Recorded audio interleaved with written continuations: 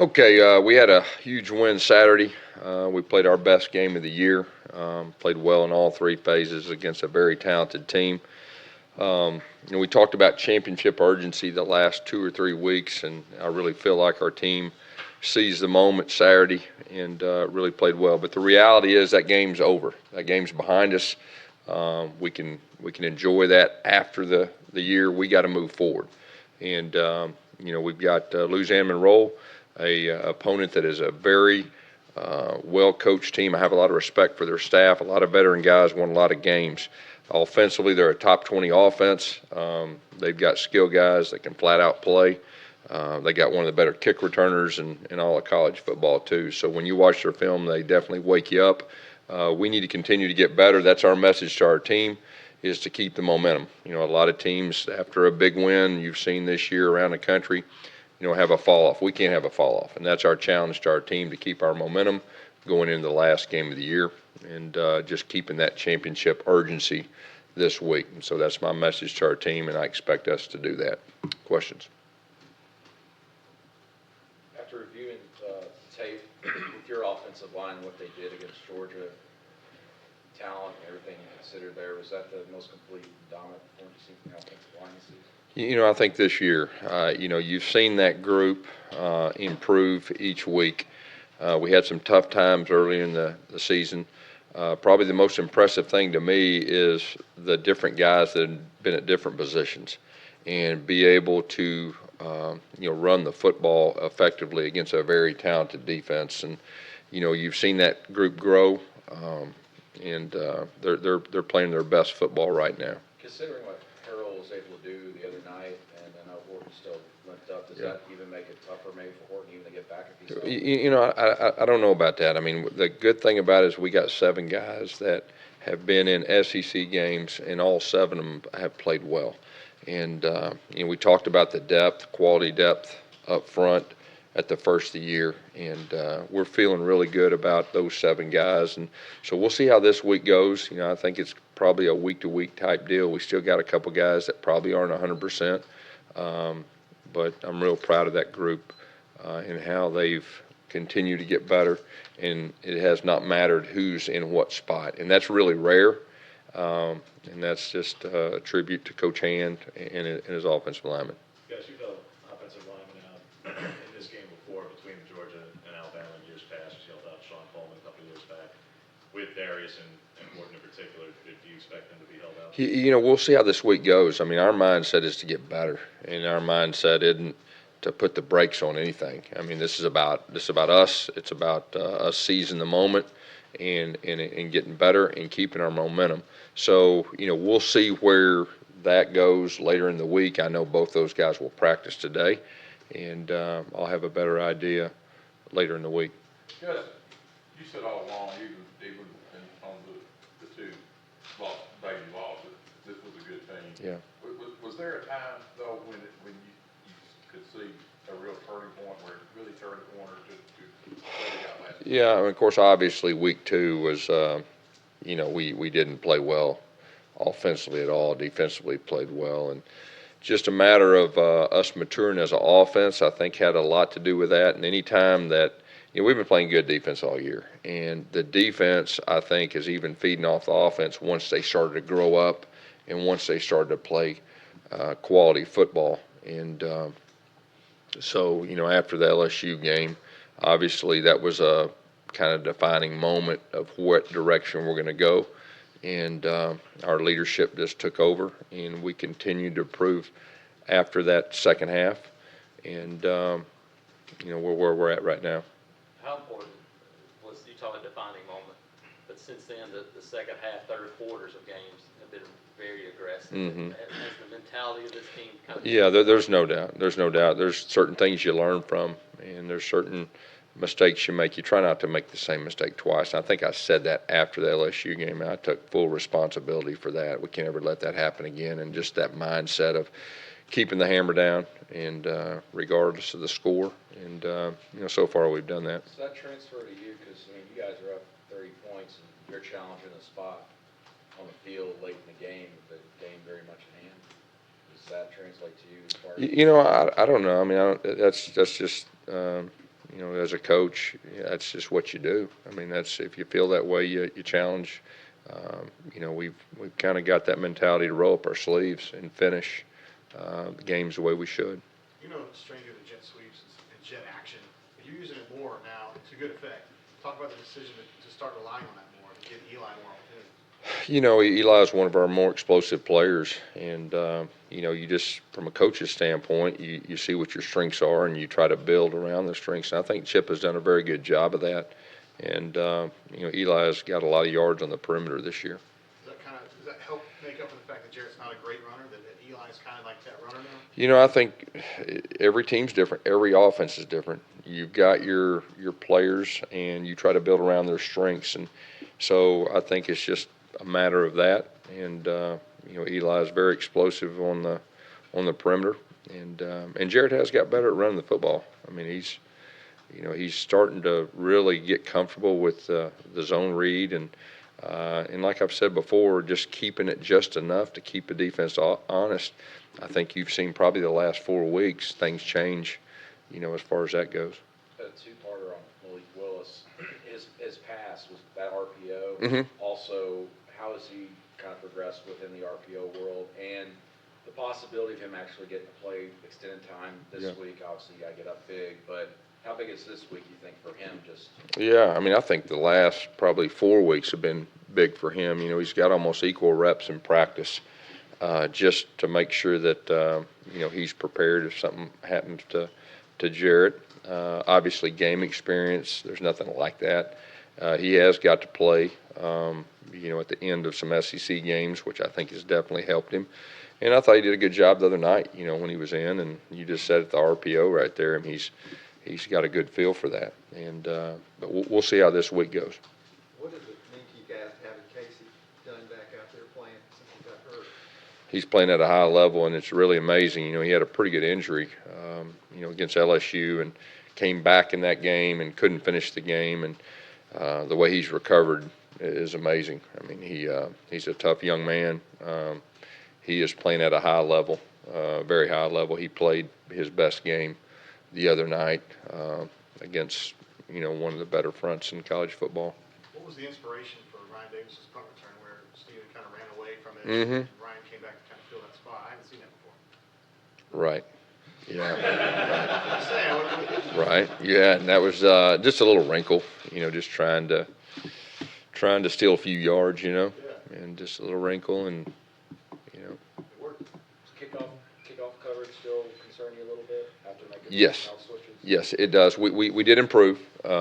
We need to continue to improve in that area, and that's really a big focus this week. And they've got a dynamic kick returner that's returned things for touchdowns, so it'll be another good opportunity for us to get better in that area. Is Carlson just not able to boot it through the end zone this point, or was that by design? Yeah, you know, the other night the wind was doing some funny things, and you know, it was swirling.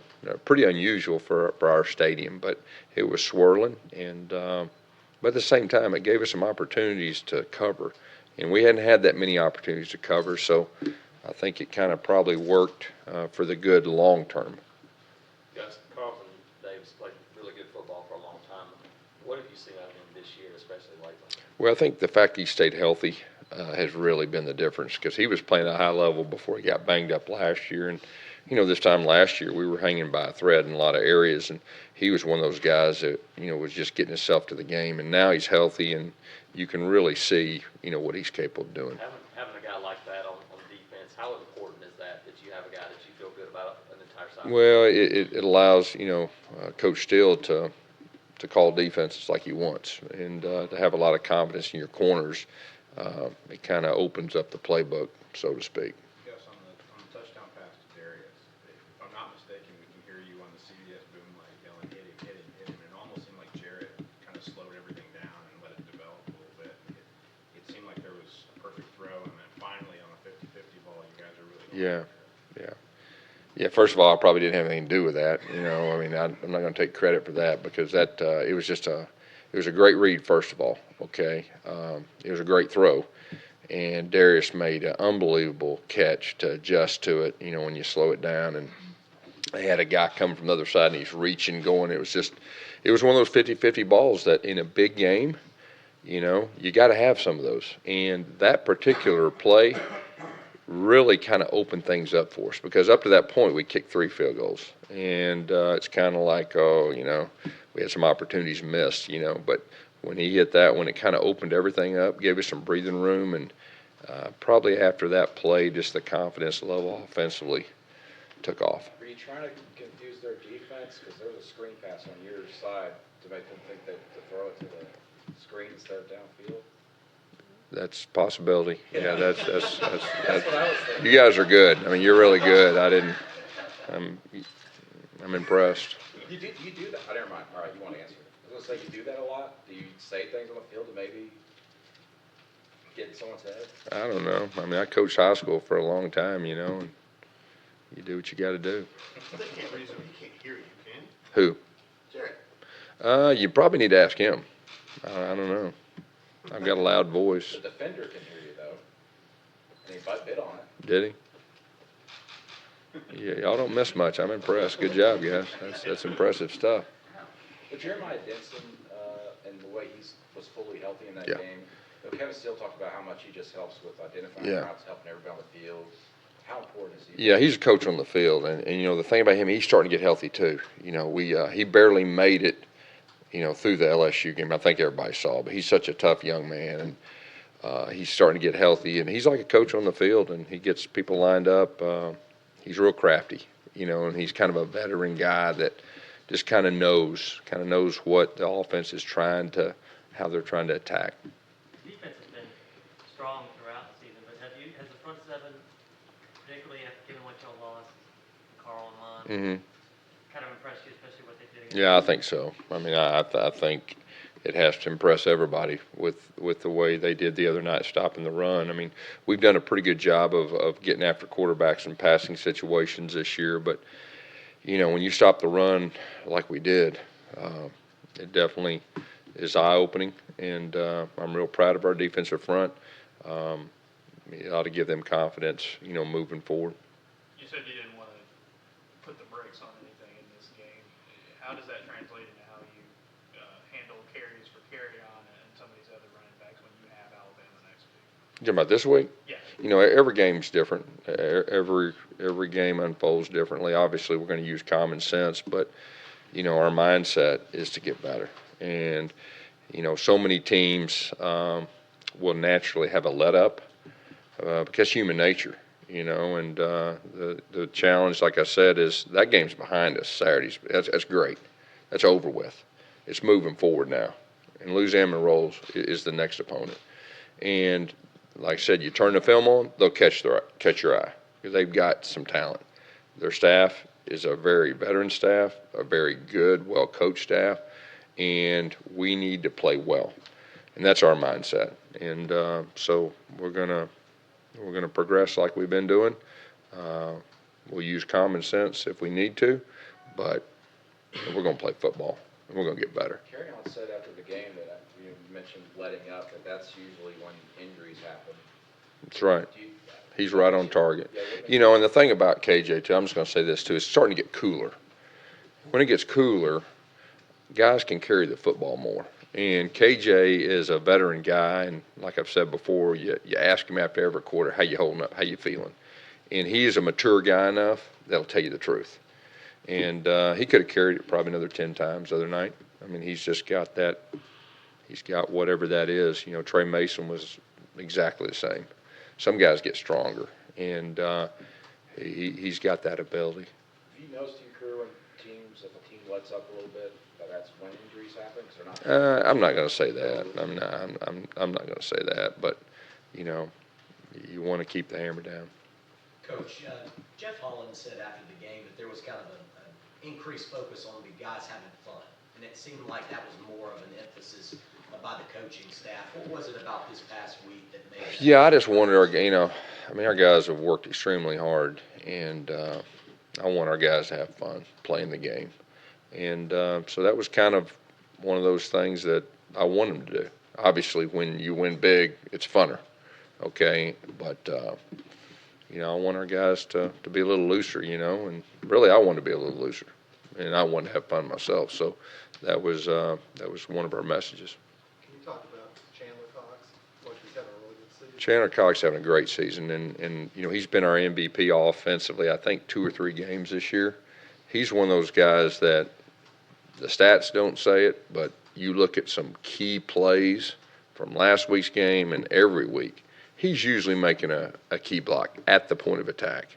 And he's getting the ball some this year, He's actually, has some catches and doing some things, but he's playing a high level, and, he's healthy too. This time last year, obviously, he wasn't healthy, so he's playing his best football right now. Has he kind of brought the same kind of attitude that Jay Fox did? Oh, yeah, there's no doubt. Those two are from the same mold, the same mindset, just from a physicality, and they're both like coaches on the field. They can adapt, they can make adjustments. We get a lot of information from them, about what this guy is doing, what that guy is doing. Both those guys know our offense very well, and we rely on them. Gus, I know you touched on it after the first week of the season, but one of your former players, Brent Marion, up at Howard. Mm-hmm. I don't know how much you've been able to pay attention to what they've been doing there, but Yeah. a pretty significant turnaround this season with his offense. Yeah, I'm real proud of him now, and he's earned everything he's ever gotten, and so I'm very proud of him. Of course, he's got Kalen Newton with him. Very proud of Kalen, and they're a good team together, and they're rolling right now, and it's really fun to watch. Was there ever a moment when you were coaching Dr. Tulsa that you kind of knew that he would be a good coach in the future? Probably so. It was so important to him. He's one of the hardest workers that we had. He was unbelievably talented. He loved football, and he's a good person, got a great heart.